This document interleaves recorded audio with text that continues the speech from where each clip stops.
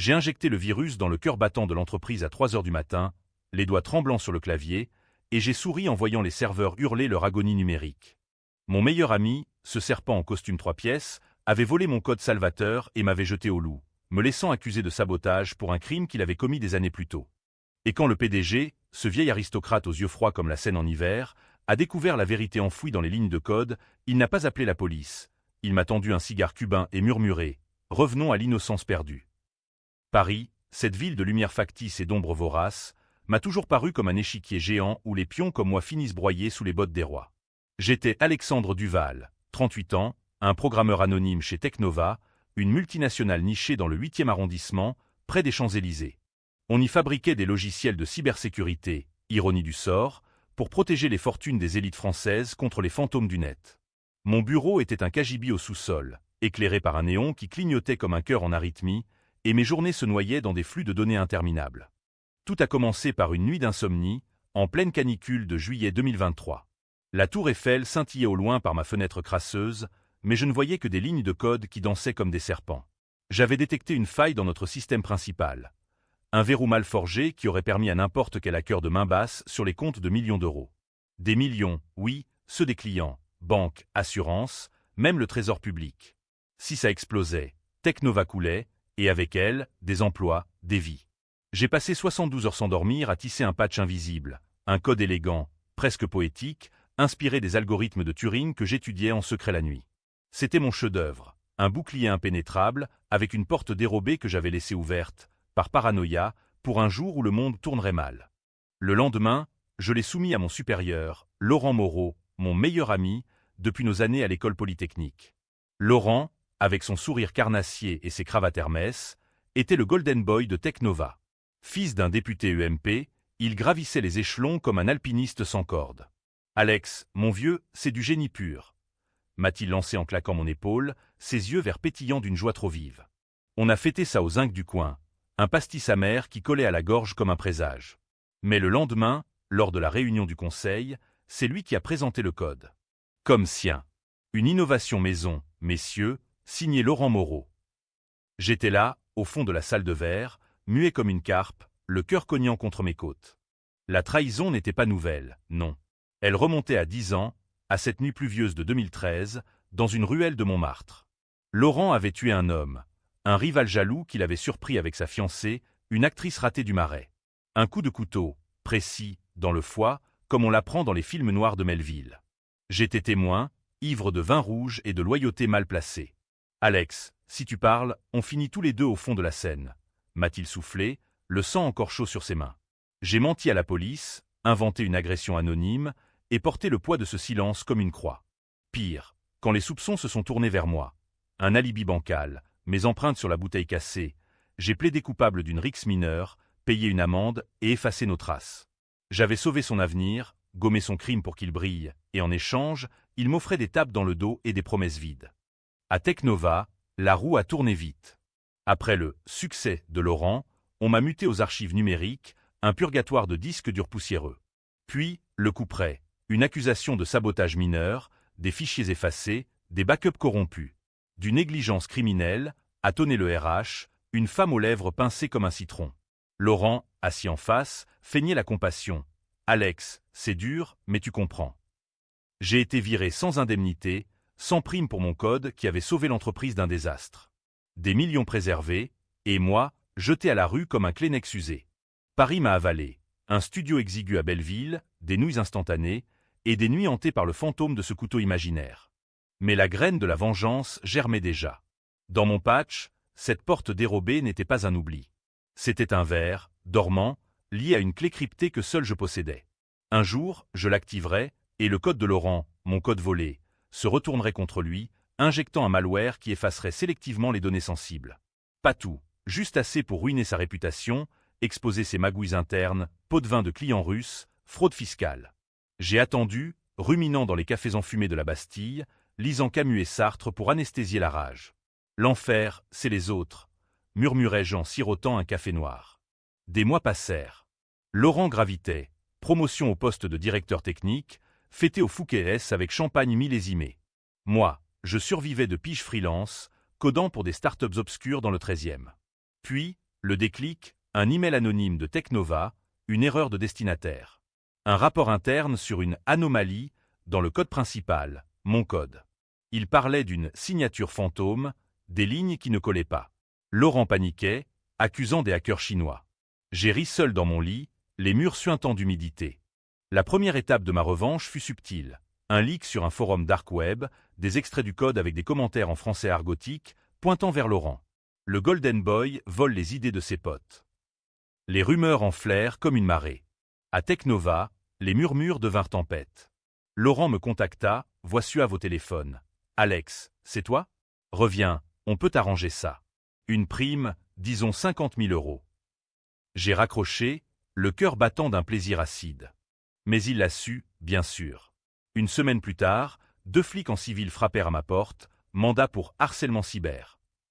Laurent avait porté plainte, fabriqué des preuves, des IP falsifiés pointant vers mon appartement. J'ai passé une nuit au commissariat du 18e, menotté à une table graisseuse, écoutant les sirènes hurler dehors. « Tu joues à quoi, Duval ?» grogna l'inspecteur, un moustachu bedonnant. J'ai nié, mais la peur suintait. Libéré sous caution, je rentrai, trempé de pluie, et activé le verre. Pas tout, juste une piqûre. Des fichiers mineurs s'évaporèrent, contrat de Laurent, email compromettant. Le chaos débuta. Technova vacilla, action en chute libre à la Bourse de Paris, client furieux appelant des avocats.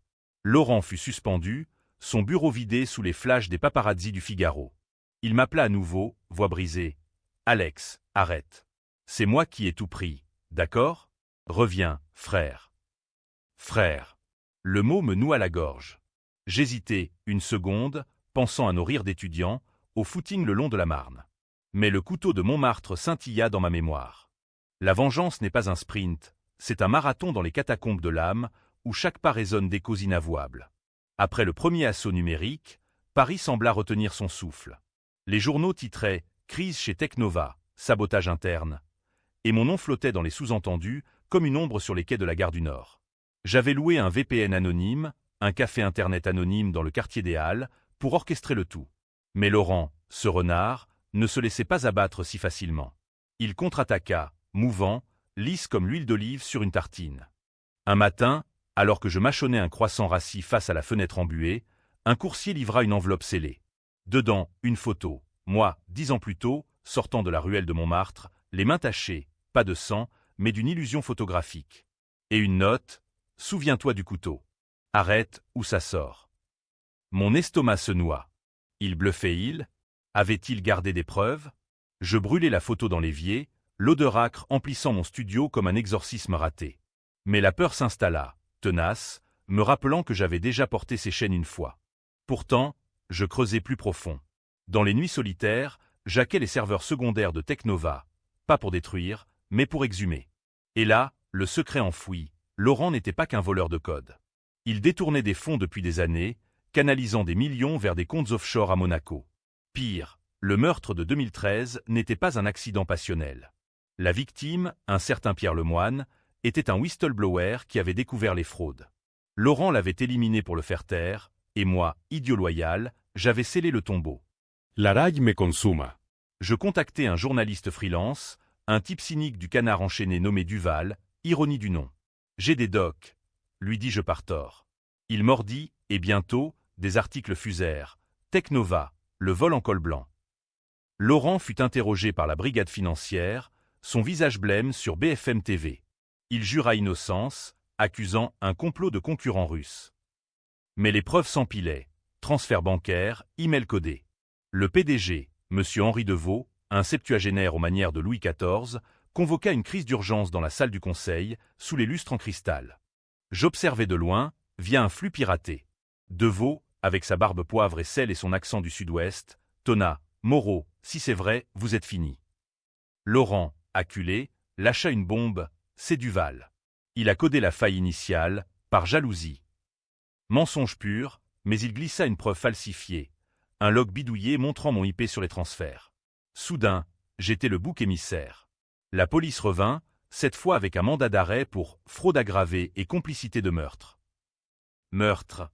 Comment savait-il pour Lemoine? Fuyant par les toits de Belleville, sac à dos chargé d'un laptop et d'un change, je me réfugiai chez une ex, Camille, une galeriste bohème du 11e. « Alex, qu'as-tu fait » murmura-t-elle, ses yeux verts trop comme ceux de Laurent, emplis de peur. Je lui racontai tout, le couteau, le code, la vengeance. Elle me cacha 3 jours, nous bûmes du Beaujolais volé, et pour un instant, Paris redevint romantique, avec ses lampadaires dansant sur la pluie. Mais la trahison est contagieuse. Camille appela les flics, par amour, pour me sauver. Une autre lame dans le dos. Échappant de justesse, je me fondis dans le métro, anonyme parmi les touristes japonais et les banlieusards lasses. Mon plan B, activer le verre en grand. Mais d'abord, un face-à-face. J'infiltrai une gala de charité à l'hôtel de ville, déguisé en serveur, smoking trop large, plateau de canapé au foie gras. Laurent y paradait, bras dessus bras dessous avec une mannequin, ignorant le scandale imminent. Je m'approchai, versai du champagne, à l'amitié éternelle. Il pâlit, reconnut mes yeux. « Alex, tu es mort. » « Pas encore. Raconte à Deveau la vérité sur le code. Et sur le moine. » Il rit, jaune. « Tu portes toujours le fardeau, hein? Sans moi, tu n'es rien. » Ces mots me giflèrent. Il l'avait planifié, le meurtre, mon silence forcé, le vol du code. Tout pour me garder enchaîné, son pantin. Furieux, je lâchai une miette, le verre d'or, Laurent. Réveille-le pas. Il blêmit, mais riposta en m'aspergeant de vin rouge, attirant les regards. Sécurité. Interest. Je m'enfuis par les cuisines, cœur en furie, et déclenchai la phase 2 depuis un cybercafé anonyme. Le malware s'éveilla, effacement sélectif des backups de Laurent, exposition de ses comptes à la justice. Technova trembla, Deveau apparut en conférence de presse, promettant une enquête impitoyable. Laurent fut arrêté, menottes au poignet, photo en une du Monde, le prince déchu de la tech française. Mais le twist me frappa comme un coup de butoir. Dans les fichiers exhumés, un nom surgit. Henri Deveau n'était pas innocent. Il couvrait Laurent depuis le début, père et fils illégitimes, un bâtard caché pour sauver la lignée aristocratique. Le meurtre, ordonné par Deveau pour protéger l'Empire. J'avais gagné non pas pour un ami, mais pour un monstre dynastique. La nuit tomba sur Paris, lourde de secrets. Je marchais le long de la Seine, les ponts illuminés comme des veines ouvertes. La vengeance appelait à plus, détruire le père aussi. Mais un doute rongeait, et les employés innocents, les familles ruinées par le chaos, était-ce justice ou folie? Dans les veines sombres de Paris, où les lumières des boulevards masquent les abysses, la vengeance prend des formes insidieuses, comme un vin qui titre trop fort et laisse un mal de tête éternel. Après l'arrestation de Laurent, la ville bruissa de spéculations, café du Marais rempli de ragots, tweet enfiévré sur Technovaguette. Moi, l'ombre, je me tapis dans un hôtel miteux de la Goutte d'Or, payant en cash, dormant avec un œil sur la porte. Le verre avait mordu, mais pas assez profond. Deveau, ce patriarche impitoyable, avait étouffé le scandale. Un communiqué laconique, des avocats voraces, et Laurent libéré sous caution, accusé seulement de négligence. J'aurais dû arrêter là, me fondre dans l'anonymat d'un exil en Provence, cultiver des vignes et oublier. Mais le sang appelle le sang, comme dit le vieux proverbe d'Occitan que ma grand-mère murmurait. J'appelai un contact, un hacker excentrique nommé le Fantôme, un Algérien de Barbès qui codait pour les bas-fonds. « Alex, t'es fou. Deveau a des amis au quai des Orfèvres. » Mais pour 5 000 €, mai dernier, il accepta, infiltrer le réseau privé de Deveau, un bunker numérique dans son hôtel particulier du 16e. Les données affluèrent comme un torrent, emails chiffrés révélant l'ampleur. Deveau n'était pas qu'un père complice, il était le marionnettiste. En 2013, c'était lui qui avait fourni le couteau à Laurent pour régler le problème Lemoine. Et moi, j'étais l'alibi parfait, le bouc émissaire prédestiné, un orphelin de province, sans réseau, loyal jusqu'à la moelle.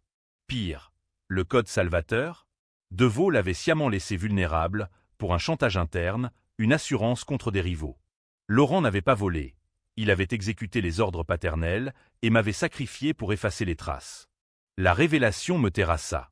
Assis sur le lit des faits, une bouteille de calva à moitié vide, je vis clair. J'avais gagné non un crime, mais un empire de corruption. Des millions sauvés, une illusion. Le hack potentiel était un leurre pour justifier des contrats juteux avec l'État. Rage et nausée se mêlèrent. Je rédigeai un manifeste anonyme, un virus informationnel, la vérité de Technova, uploadé sur Wikileaks et des forums français. Détails crus, le meurtre, les fraudes, le rôle de Deveau. Signé, le pion vengé. L'explosion fut nucléaire. Le Figaro hurla « Scandale d'État ». le PDG de Teknova impliqué dans un homicide. BFM interrompit ses pubs pour des débats enflammés. Justice ou chasse aux sorcières. Devonia convoqua une presse-conf, visage de pierre, calomnie d'un dérangé. Mais les preuves étaient irréfutables, capture d'écran, logs horodatés. Laurent craqua en garde à vue, balançant tout, mon père. Il m'a forcé. Père et fils, arrêtés ensemble, photo iconique, le vieil aristocrate menotté, soutenant son bâtard pâle. Les médias se déchaînèrent, polarisant l'opinion. D'un côté, les gauchistes du Libé criaient « victoire contre l'oligarchie ». De l'autre, les conservateurs du Point défendaient un complot anti-français. Et moi, un héros fantôme pour les uns, un terroriste numérique pour les autres. Camille me contacta, voix chevrotante. « Alex, c'est toi ? Reviens, on peut témoigner ensemble. » Trahison ou rédemption? Ierat srochai. Amer. Mais de vos ripostas, vicieux. Des rumeurs surgirent. J'étais un agent russe, un schizophrène en fuite. Une chasse à l'homme s'organisa, avis de recherche nationale, ma photo pixelisée sur les JT. Paris devint un labyrinthe hostile. Je dormais dans des squats anarchistes, mendiais des euros pour du pain. Une nuit, dans un bar à absinthe de Pigalle, un indique me reconnut. Bagarre, coup de poing, fuite dans les ruelles, genoux écorchés sur le pavé. Le sang coula, me rappelant 2013. Étais-je devenu le monstre? Le point de non-retour, une rencontre forcée. Deveau, via un intermédiaire, m'invita dans un entrepôt désaffecté près de Bercy. Viens seul, ou ton manifeste s'évapore. Curieux, piégé par ma propre audace, j'y allais, un flingue volé dans la ceinture, un Beretta rouillé, plus symbole que menace. L'entrepôt puait la rouille et l'oubli, éclairé par des ampoules nues. Deveau attendait, flanqué de 2 gorilles en costard. Pas de Laurent, juste le patriarche, cigare allumé, yeux comme des éclats de silex. Duval, dit-il d'une voix de velours râpé, tu as du talent. Ce code. Magistral. Il savait pour la porte dérobée. Rejoins-moi. 1 million, et on efface tout. Le meurtre, oublié. Ton silence, récompensé. L'offre puait le soufre. J'hésitais, le flingue lourd. Pourquoi moi? Il sourit, cruel. Parce que tu es mon fils, Alexandre. Ta mère, une servante occitane, couchée avec moi en 85. Laurent n'est que le légitime, toi, le secret. Twist comme un coup de poignard. J'étais de la lignée, gannant mes propres chaînes. Le choc me figea. Vengeance ou héritage? Les gorilles avancèrent. Je tirai dans le plafond, chaos de plâtre et de cris. Fuite éperdue, sirène au loin. Deveau rit dans le noir. Tu ne peux pas nous détruire, fils. Nous sommes Paris. Paris, cette cathédrale gothique de béton et de mensonges, s'embrase sous les projecteurs quand les masques tombent, révélant des faces grimaçantes dignes de Goya. Après la révélation de Bercy, je courus comme un damné, le Beretta brûlant contre ma peau, l'aveu de Deveau résonnant, mon fils. Était-ce vrai? Un test ADN volé plus tard, dans un labo clandestin de la porte de Clignancourt, confirma 99,9% de correspondance. J'étais le bâtard royal, l'héritier occulte d'un empire pourri. Au lieu de joie, une nausée. J'avais vengé un fantôme, nourri par mon propre sang maudit. La traque s'intensifia. Flics en civil aux terrasses, drones bourdonnant au-dessus des toits. Je me réfugiais dans les catacombes, littéralement, via un accès oublié près du Panthéon, guidé par le fantôme. Là, sous la ville, parmi les ossements empilés comme des lignes de code obsolètes, je complétais le vers final, un malware total, Apocalypse Now numérique. Il effacerait non seulement les données de Teknova, mais exposerait les complices, ministres, banquiers, un réseau tentaculaire de corruption française. Des milliards volatilisés, des vies ruinées. Trenchant? Oui. Nécessaire? Pour briser la chaîne. Mais le doute rongeait, acide. Camille, repentante, m'envoya un message. « Alex, arrête. Laurent est innocent du meurtre, c'était Deveau seul. Il t'a manipulé depuis le berceau. » Nouveau twist. Laurent, mon frère, avait été piégé comme moi. Il avait volé le code pour me protéger, craignant que Deveau ne me sacrifie. Le couteau? Un suicide maquillé, le moine désespéré par les menaces. J'avais vengé un innocent, ou pire, un allié inconscient. Déphysé, je remontais à l'air libre, crasseux, pour un dernier gambit. Infiltration du siège de Teknova, nuit d'orage, foudres ébranlant la tour comme une veine ouverte. Uniforme de maintenance volé, je glissais dans les conduits d'aération, rampant vers la salle des serveurs. L'air conditionné geignait, mon souffle rauque. En bas, Deveau présidait une réunion d'urgence. Laurent, pâle, enchaîné à une chaise, des avocats suants. Le bâtard arrive, murmura Deveau au téléphone. Page. Je descendis, silencieux, et activai le verre depuis une console auxiliaire. Ecrans clignoterant, alarms hurlerant. Chaos, données s'évaporant en cascade de zéro, cris de panique. Deveau pivota, yeux fous. Alexandre. Mon fils, joins-toi à moi. Laurent, relevant la tête, murmura. Frère. Pardon. Le choix, tirer sur le père, ou le laisser pourrir dans son enfer. Les sirènes approchèrent. Je désactivai partiellement le verre, sauver les backups des employés lambda, mais pas ceux des corrompus. Deveau chargea, point levé. Je le repoussai, il trébucha sur un câble, crâne contre le sol. Morte instantanée? Non, juste inconscient, mais le sang coula, rouge sur le marbre. Laurent se libéra, nous fuyant ensemble par l'escalier de service, pluie battante dehors. Dans les rues inondées du 8e, frère contre frère, ou allié contre allié. Pourquoi n'as-tu rien dit? Alté-je. Il pleura. Peur. Père menaçait de te tuer si je parlais. La révélation. Deveau avait orchestré tout, du meurtre à la faille, pour tester notre loyauté. Nous étions ses pions, et ma vengeance avait libéré l'un, condamné l'autre. La police nous rattrapa au pont de l'Alma, menottes froides, flashs aveuglants. Procès national. Moi, accusé de cyberterrorisme, Laurent, complice. Les débats divisèrent la France, héros ou criminels. Frère maudit ou victime du système. Deveau, dans le coma, ne parla jamais. Le procès, ce théâtre absurde sous les lambris du palais de justice, transforma notre saga en opéra wagnérien, avec Paris pour public et la guillotine numérique pour rideau.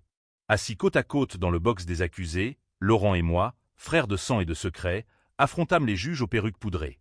L'audience, retransmise en direct, polarisa. Pétition en ligne pour notre libération, les Duval, martyrs de la transparence. Contre-manif de la droite, anarchie à cœur. Moi, en costard trop grand prêté par un avocat commis d'office, je récitais ma défense. J'ai vengé une trahison qui m'a volé ma vie. Le code était mien. Le silence, imposé. Les preuves défilèrent. Log du verre, email de Deveau, éveillé de son coma, il témoigna, voix chevrotante, « Mon fils. Ils m'ont trahi. » Ironie, il accusa Laurent de tout, me dépeignant comme le manipulateur. Le public se scinda. Féministe pleurant pour Camille, appelé comme témoin, il m'a forcé à le trahir. Téchi saluant mon code comme révolutionnaire. Un expert, prof à l'ENS, déclara « Duval a sauvé plus qu'il n'a détruit, un équilibre précaire, mais moral. » Laurent craqua sur le stand, « Père nous a forgés dans le mensonge. Alex portait mes chaînes, j'ai volé pour le protéger. » Larmes, embrassade maladroite sous les flashs. Deveau, blême, hurla « Bâtards ingrats !» Le twist final éclata. Un enregistrement caché, exhumé par le fantôme, prouvant que Deveau avait ordonné le meurtre de Lemoine et planifié le mien, si j'échouais. Le tribunal vacilla. Acquittement partiel pour nous, condamnation à vie pour lui. Libres, mais brisés, nous sortîmes sous la pluie fine de la conciergerie. Paris nous avait mâchés, recrachés. Technova en faillite, racheté par des Chinois. Nos noms gravés dans l'histoire comme caution des lanceurs d'alerte. Laurent émigra en Suisse, repentant, codant pour des ENG. Moi, je restais, errant les bords de Seine, écrivant un livre, ce récit, justement, cherchant rédemption dans les mots. Était-ce une fin heureuse? Beacon. Les débats persistent. Ai-je divisé une famille pour une justice abstraite? Sauver des millions ou ruiner des innocents? Deveau mourut en cellule, empoisonné par son propre fiel, murmurant mon nom. Laurent m'appelle parfois, voix lointaine. Frère, pardonne. Je raccroche, le cœur en deuil. Paris continue, indifférente, ses lumières masquant les ombres. Et moi, Alexandre Duval, fils du silence, je code encore, non pour détruire, mais pour guérir. Ou peut-être pour une prochaine porte dérobée. La vengeance n'a pas de fin, elle a des échos.